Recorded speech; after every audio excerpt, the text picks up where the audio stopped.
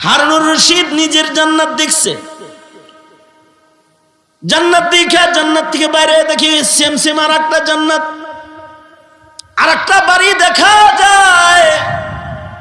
হারুনুর রশিদ ভাবলেন ওইটা মনে হয় আমার, একই রকম ডিজাইন, যেহেতু এটাও আমার হইব। কাছে গেছে, গেলে প্রহরী কয় উপরে সাইনবোর্ড দেখো, এটা তোমার না, এটা আহমদ বিন মুসা নামের লোকের,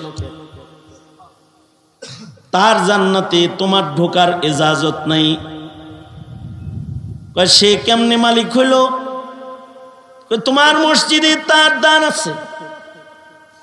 হারুনুর রশিদ আশ্চর্য, ঘোষণা দিছি কেউ আমার মসজিদে দান করতে পারবে না। এই ফাঁক দিয়ে আবার কে দান কইরা এভাবে জান্নাতে বাড়ি বানায় ফেলল। ঘুম থেকে জাগ্রত